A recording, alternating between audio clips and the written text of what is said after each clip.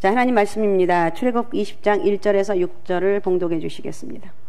하나님이 이 모든 말씀으로 말씀하여 이르시되 나는 너를 애굽 땅 종 되었던 집에서 인도하여 낸 내 하나님 여호와니라.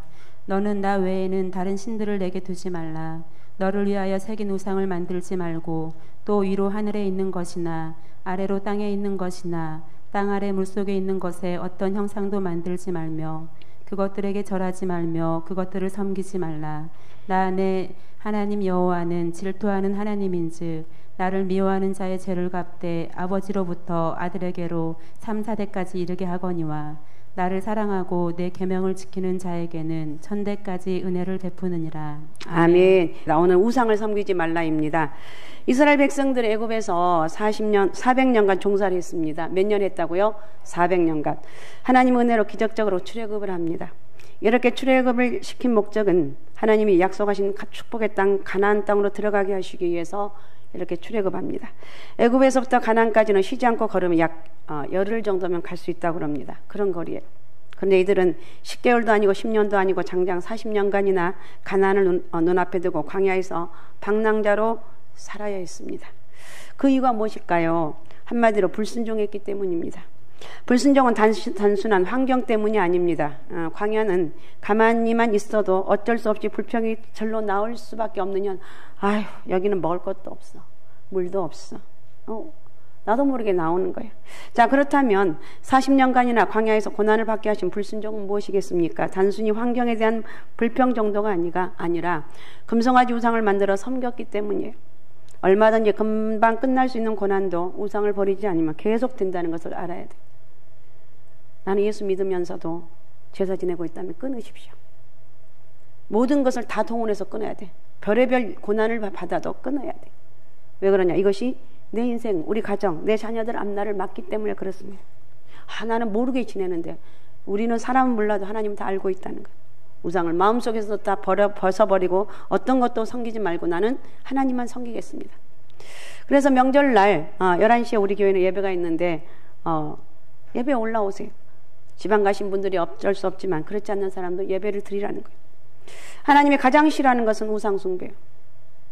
이제 추석이 다음 주 이게 한 주 지나면 추석입니다. 옛날 사람들은 뭐 지금도 그렇겠지만 이때 가슴을 설레면서 기다립니다. 그러나 우리 예수 믿는 믿는 성도들은 다릅니다. 왜일까요? 민족적으로 보면은 제사 문제 때문입니다. 미풍양속, 민속 명절, 형제 화목이란 미명 아래 우리 민족은 오랫동안 조상을 신으로 믿고 또 그 앞에 절하며 우상을 숭배해 왔습니다. 조상 제사를 지내는 이유를 보면 이미 세상을 떠난 조상들이 그 조상들의 혼이 현실 세계에 찾아온다고 믿고 그 앞에 제물을 바치고 절까지 하는 거예요. 그리고 그 죽은 조상을 잘 섬기면 축복이 오고 그렇지 않으면 재앙이 온다는 믿음을 가지고 제사를 지냈습니다. 이것은 모든 것이 그러나 우상 숭배라는 거예요. 여러분, 한 번 죽은 사람은 절대로 다시 올 수가 없어요. 지옥 아니면 천국에 와서 그냥 사는 거예요. 절대 이 땅에 올 수가 없어요. 우리가 교회에 나오면 여러 가지가 있겠지만 그 가운데 가장 먼저 접하는 게 사도신경하고 주기도문 이 십계명이 꼭 포함되어 있어요. 사도신경이 무엇인가는 신앙의 내용을 가르쳐 준다면 주기도문은 어떻게 기도할 것인가 이런 기도 생활에 대해서 가르쳐 줍니다. 그리고 십계명은 그리스도인으로 어떻게 살아갈 것인가 라는 과제에 대한 가르침이에요. 인류의 역사에서 십계명만큼 윤리의 도덕의 체계에 영향을 미친 것도 없을 것 같습니다. 또 각 나라의 사법 체계에도 십계명은 많은 영향을 주었습니다. 기독교가 인류의 도덕에 미친 영향을 말하면서 야만족이었던 유럽의 프랑스, 영국, 유럽 등 변화시킨 것 역시 기독교 신앙의 도덕성이라고 말하고 있습니다. 이 기독교 신앙의 도덕과 윤리를 말할 때 빼놓을 수 없는 것이 바로 십계명이에요. 그럼에도 불구하고 십계명은 심지어 이제 교회 안에서도 마치 낡은 옛날 법처럼 취급을 당하고 있습니다.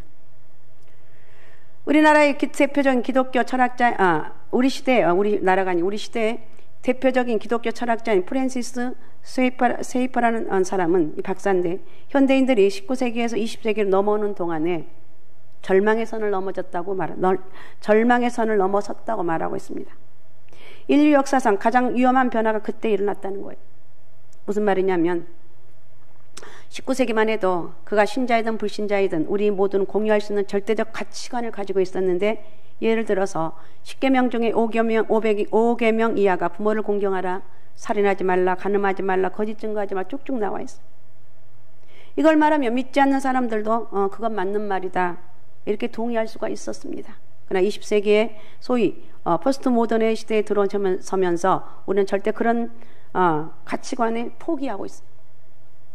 그게 왜 죄냐는 거예요. 왜 간음이 죄냐. 사랑으로 하면 어떤 기회도 죄가 되지 않는다고 가르칩니다. 여러분 그렇습니까? 아니에요. 아니라는 거예요. 이 간음이 제일 우상숭배보다 더 시기 질투가 나은 게 이 간음이에요. 어쨌든 우리 교회 성도님들은 이런 죄 짓지 말고 내 안에 내 남편이 최고라고 생각하고 그냥 혼자 계신 분들은 혼자 그냥 살아요. 혼자 열심히 살아요. 우리 주님이 내 신랑이다, 내 아내다 이렇게 하면서 사는 거예요. 어쨌든 필요하면 이 포스트 모던의 시대의 특징은 뭐냐, 필요하면 상황에 따라 이럴 수도 있고 저럴 수도 있다는 거예요. 하나님 중심이 아니라 인간 중심의 세상이 되었어요. 그래서 하나님이 사실 서실 자리가 없어졌어요. 그러므로 우리 시대에 이런 위기를 극복하려면 우리들의 사고가 하나님의 가치관으로 바뀔 때만 가능한 거예요.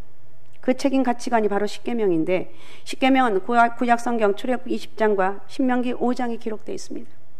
이스라엘 백성들이 모세의 인도로 애굽에서 해방되어서 시나이산 기슭에 이를 때 19장에 보면 하나님께서는 모세를 부르셔서 십계명을 주셨어요. 그 십계명은 오늘날까지 엄청나죠. 계속해서 성경에 압축된 그런 말씀으로 우리 계속해서 교동문도 십계명을 하고 있습니다. 1923년에 있었던 일이라고 그럽니다. 의흥교회 주일학교, 그러니까 주일학교, 우리 초등학생이죠. 주일학교 김복선이라는 아이가 있었는데, 이 부모는 신주단지를 애지중지했습니다. 하루는 그의 부친이 신주단지를 섬기려고 오니까 신주단지가 없어져 버렸어요. 그의 부친은 딸이 교회 다니면서 예수를 믿기 때문에 신주단지를 없앤 것이 딸의 소용으로 확신하고 신주단지를 내놓으라고 매를 때렸습니다. 그때 김복선이 자기가 신주단지를 깨뜨렸는데 신주단지가 걸어서 도망가 버렸다고 말했어요. 그러자 그의 아버지가 이년아, 신주단지가 어떻게 걸어서 달아날 수 있느냐 하면서 매를 때렸어요. 그때 김복선이 걸어가지도 못하는 신주단지가 어떻게 복을 줄 수 있습니까? 이렇게 말했습니다. 그래서 그 아버지가 너무 화가 나서 김복선을 집에서 내쫓아버렸다는 그런 실화가 있습니다. 우리나라는 수천 년 동안 우상숭배를 해왔기 때문에 우리나라에 기독교가 처음 들어왔을 때는 예수를 믿으려면 우상숭배라는 가족들과 갈등이 진짜 심했어. 어떤 가정은 온 가정이 아주 그 동네에서 쫓겨났. 어떤 사람은 호적에서 그 아이 이름을 파버렸어요. 옛날에 우리 이호관 장로 집사님이죠. 있었는데 그 아버지 때 그렇게 핍박을 받고 결국은 쫓겨났다고 그러더라고요. 이렇게 예수 믿는 게 힘들었어요. 지금도 예수님을 믿는 사람들이 우상숭배하는 가족들과 갈등이 심한 사람들이 있습니다. 지금도 예수님을 믿는 사람들이 우상숭배하는 가족들과 불편한 관계에 있는 경우도 있다는 거예요. 내가 저것 때문에 살 수가 없어.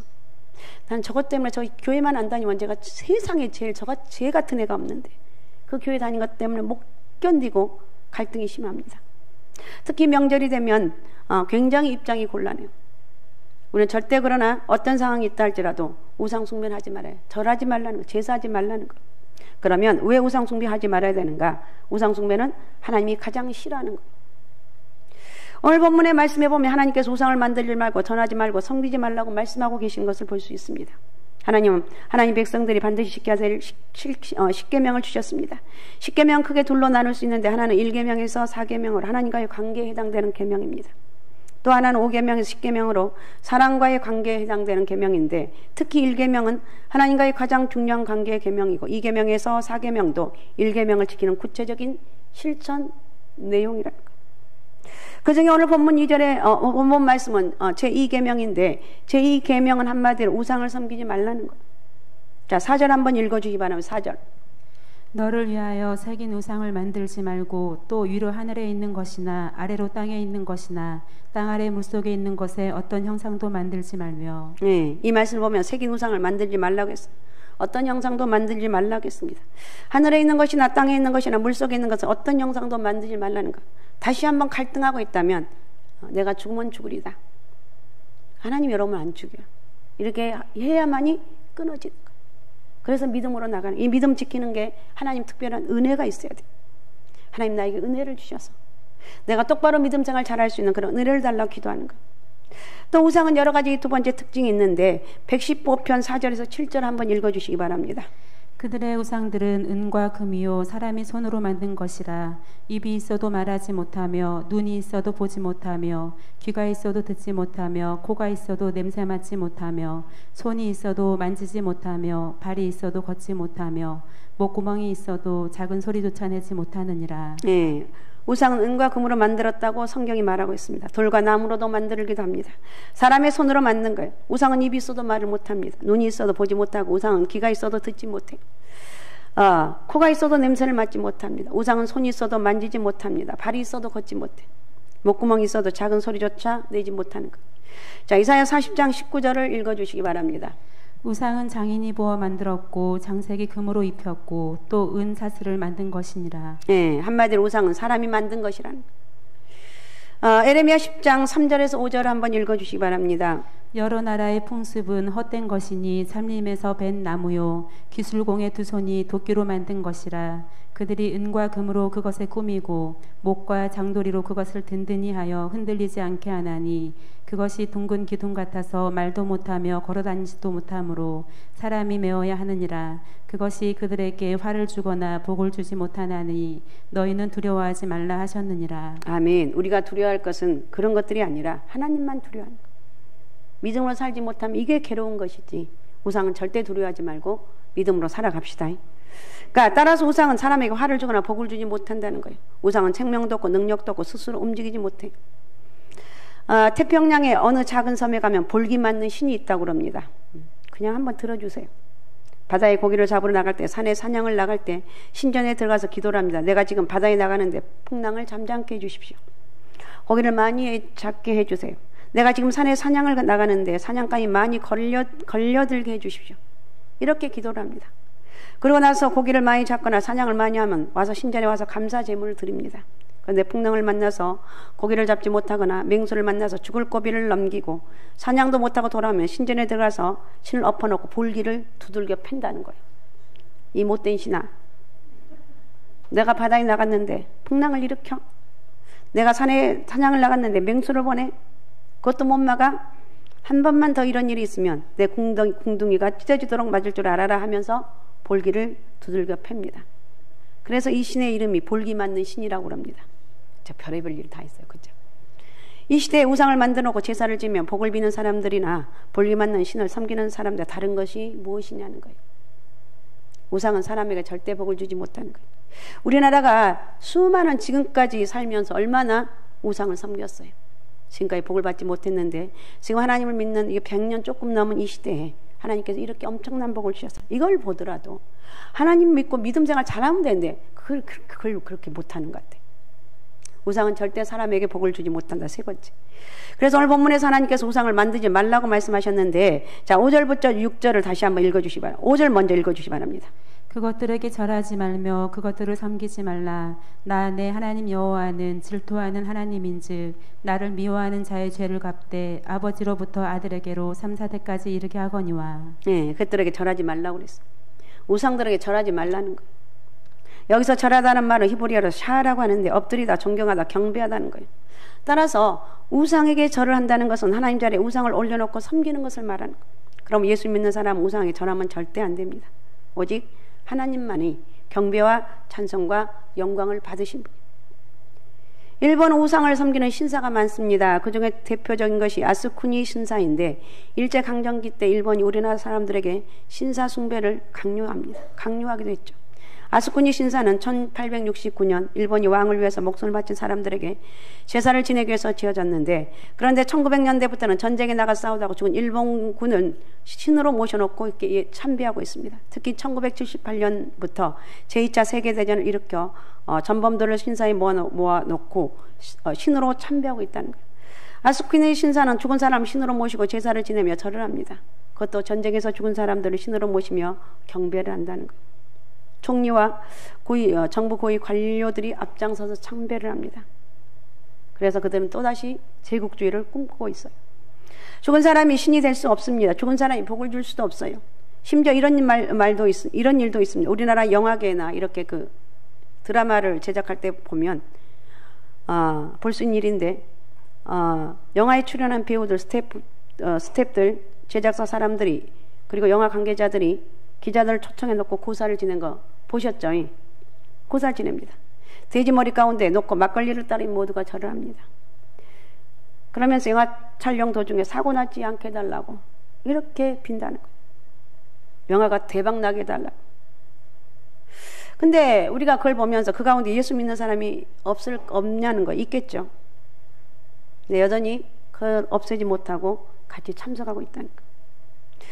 사람의 손으로 만든 우상을 복을 주지 못하고 죽은 사람도 복을 주지 못하는데 죽은 돼지 머리가 어떻게 왜 그럼 복을 줄 수가 있겠습니까? 오직 우리에게 복 주신 분은 하나님밖에 없습니다. 그러니까 다른 건 좀 부족해도 최선을 다해서 하나님 앞에 올라서 예배드리라는 거예요. 하나님, 나는 아무것도 할 수가 있는 게 없는 것 같아요. 내 머리가 따라주나 내 실력이 되나 저는 할 수 있는 게 없어요. 저는 하나님만 의지합니다. 하나님이 내 머리의 주인이 되시고 내 인생의 주인이 되시는데 이런 철저한 믿음의 사람이 되자는 거예요.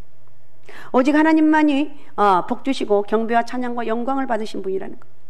그래서 5절 중반절에 보면 그것들을 섬기지 말라고 그랬습니다. 우상들을 섬기지 말라는 거예요. 여기서 섬기다는 말은 히브리어로 타베뎀이라고 하는데 종이 되다는 거예요. 다른 말로 하면 마음으로 지배를 당한다는 거예요. 우상의 종이 되어서 우상을 지배를 받게 되는 거예요. 우상은 사람을 지배할 수가 없어요. 그러므로 사람이 스스로 우상의 지배를 스스로가 받는 거예요.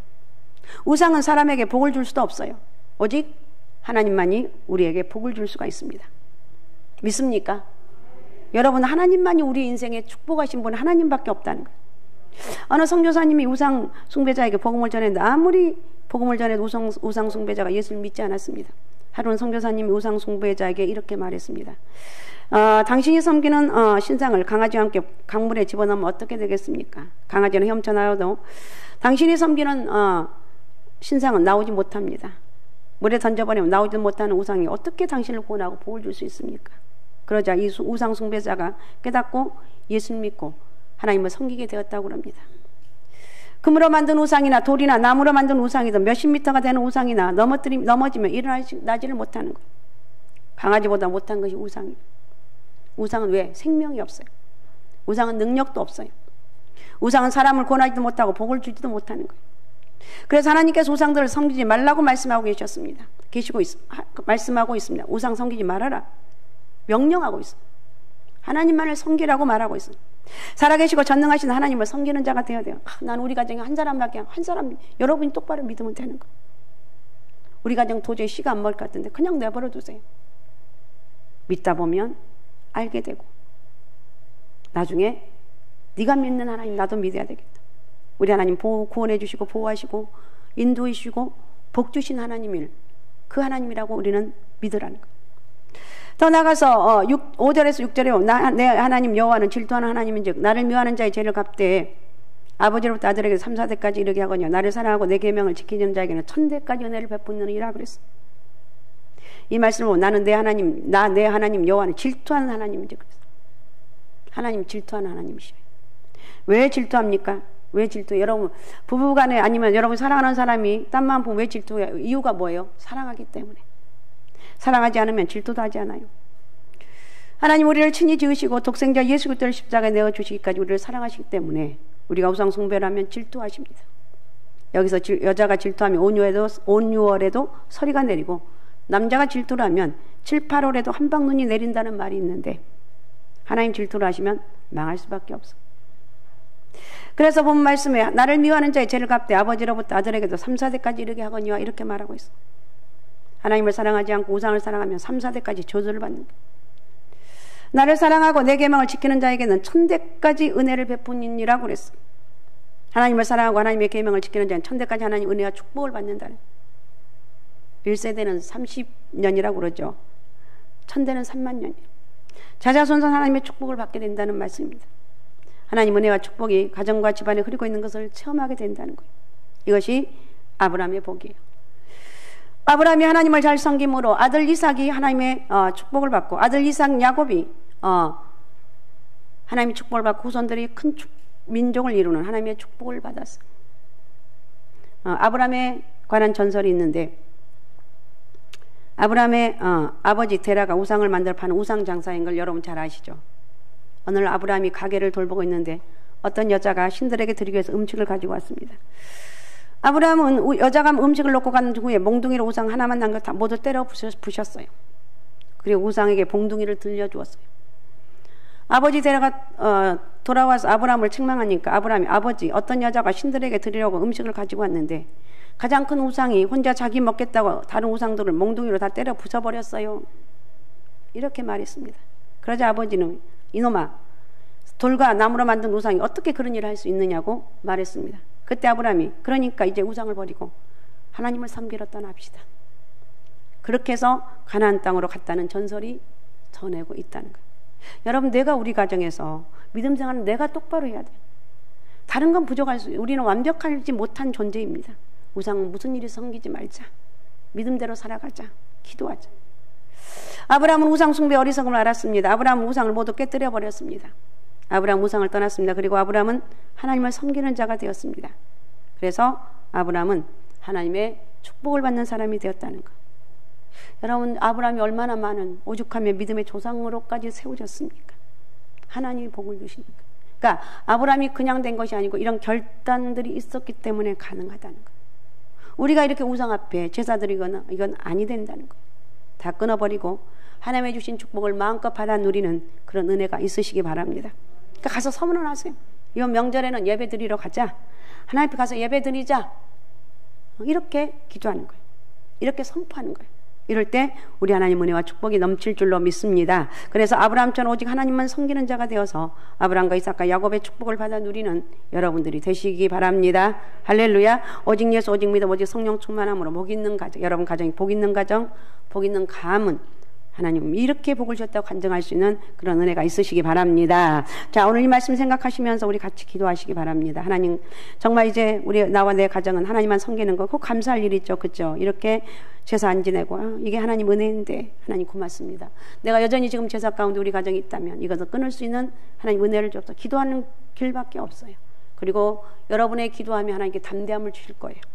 끊을 수 있는 힘도 주시고 능력도 허락해 주시고 믿음으로 살아가는 그런 축복의 은혜가 임할 줄로 믿습니다. 큰 믿음의 사람이 되시기 바랍니다. 우리 가정 오직 예수만 믿고 의지하며 살아가는 복된 가정으로 인도하여 주옵소서. 우리 주여 3번 부르고 우리 같이 통성으로 같이 기도하겠습니다. 주여, 주여, 주여. 전능하시고 살아 역사하신 아버지 감사합니다. 오늘도 우상을 섬기지 말라고 말씀하신 아버지 하나님, 오늘도 이 말씀 속에 살아 역사하신 아버지 하나님, 지금까지 아버지 하나님 이렇게 이 나라가 복을 받는 것은 하나님의 은혜였다는 것을 다시 한번 생각하고 깨닫게 하신 아버지 감사합니다. 모든 어둠 물러가게 하시고 또 우리 가정마다 아버지 가정 예배를 드리고 또 아버지 하나님여 명절 때 또 예배 드림으로 하나님 은혜가 있게 도와주시고 명절 때 올라와서 하나님을 찬양하며 영광 돌릴 수 있는 그런 복된 은혜가 있길 원합니다. 모든 원수마귀 어둠에 떠나게 도와주시고 성령의 이끄심 은혜가 있길 원합니다. 주여 저희를 마음껏 축복하시고 역사하여 주옵소서. 영광 받아 주옵소서. 우리 하나님 은혜를 감사합니다. 오늘 또 우리 주의 성령이 우리 가운데 함께 해주시고 오늘도 말씀 속에 역사인 주님의 은혜를 뜨겁게 만나길 원합니다. 악하고 더러운 귀신 역사들 원수마귀 어둠의 영을 이길 수 있는 영적 힘을 허락하여 주옵소서. 저에게 큰 믿음의 역사가 있게 도와주시옵소서. 어둠아 떠나갈지어다. 악한 영들아 떠나갈지어다. 모든 우상 숭배하는 그런 아버지 악한 것들이 저희 가정에 다 떠나갈지어다. 성령으로 저희들의 큰 믿음의 은혜가 있게 도와주시고 저희들 믿음대로 선포할 때 어둠이 물러가게 하시고 우리 하나님이 주신 은혜와 능력이 임하길 원합니다. 마음껏 우리 하나님께 예배드리며 영광 돌리게 도와주시고 하나님께서 나라 민족을 복을 주신 것처럼 저희 가정마다 가문마다 주의 축복의 은혜가 크게 임하는 역사가 있게 도와주시옵소서. 저희를 축복합니다. 큰 영광 받아 주옵소서. 살아계신 예수님의 이름으로 기도하옵나이다. 아멘.